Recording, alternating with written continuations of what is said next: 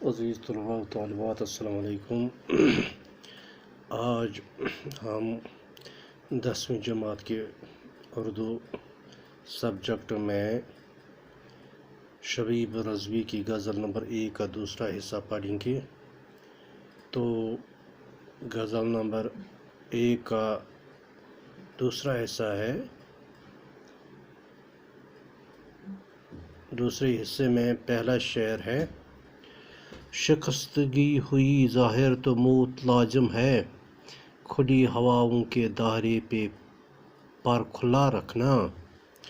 تو شاعر اس شعر میں فرماتے ہیں کہ پروں کی شکستگی ہم یہاں کہیں گے کمزوری کو، کاہلی کو، کہ پروں کی شکستگی، پروں کی کمزوری یا کاہلی کا دوسرا نام موت ہے۔ اس لیے زندہ رہنے کے لیے ضروری ہے کہ اپنے پروں کو پرواز کے لیے کھول کر رکھا جائے۔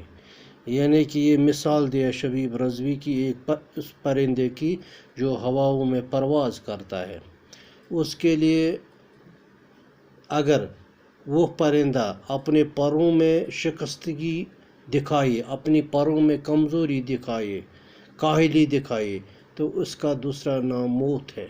یعنی کہ اس کے پروں میں اس پرندے کی پر اگر کام کرنا چھوڑ دے تو یہ پرندہ سیدھا گر کر نیچے آئے گا، اور اس طرح سے شاعر کے کہنے کے مطابق پروں کی شکستگی کا دوسرا نام موت ہے۔ اس لیے زندہ رہنے کے لیے ضروری ہے کہ اپنے پروں کو پرواز کے لیے کھول کر رکھا جائے، یعنی ہمیشہ کے لیے اپنے پروں کو پرواز کے لیے کھول کر رکھا جائے۔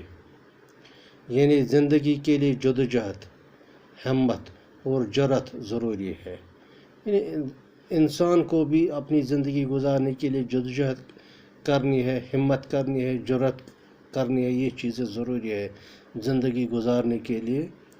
چلتے رہنا ہی زندگی ہے، یعنی کہ یہ چیزیں جب چلتی رہیں گی تو اسی کو ہم زندگی کہتے ہیں، اور رک جانا گویا موت ہے۔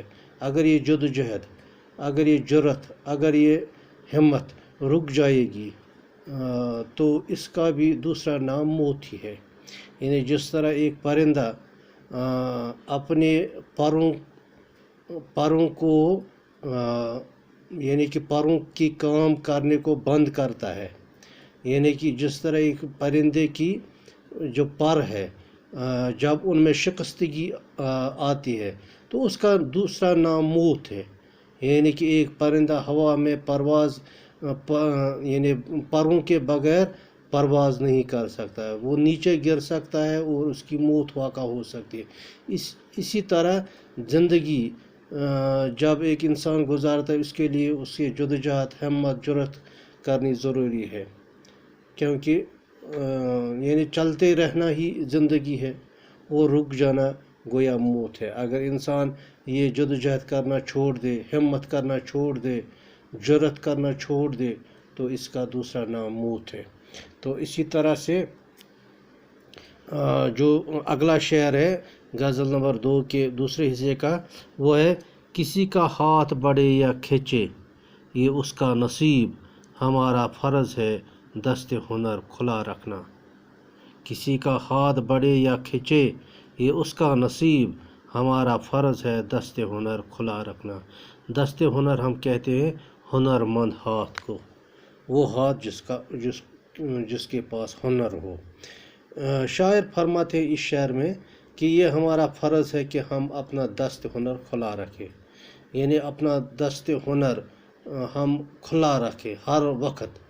اب کوئی ہم سے کچھ استفادہ کرتا ہے کہ نہیں، یعنی چاہے کوئی ہمارے پاس استفادہ یعنی فائدہ اٹھانے کے لیے آتا ہے یا نہیں، اس کے باوجود ہمیں اپنا یہ جو اپنا دست ہنر ہے یہ کھلا رکھنا چاہیے۔ یہ تو اس کا اپنا نصیب ہے، آنے والے کے لیے یہ اپنا نصیب ہے۔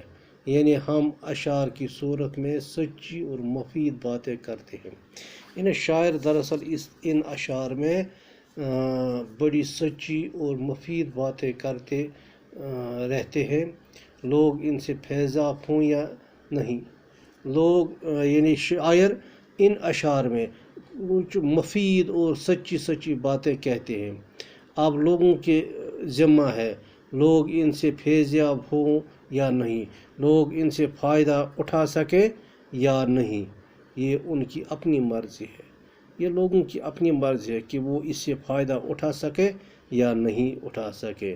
یعنی کہ جس طرح شاعر فرماتا ہے کہ دست ہنر، یعنی ہنر مند ہاتھ ہمیشہ کھلا رکھنا چاہیے۔ اب اس کے بعد کوئی سامنے آئے فائدہ اٹھانے کے لیے یا نہ آئے، یہ تو ان کا اپنا نصیب ہے۔ اسی طرح شاعر یہ بھی کہتا ہے کہ ہر ایک شاعر اپنے اشعار میں سچی اور مفید باتیں کرتا رہتا ہے۔ اب لوگوں کے پاس ہے لوگ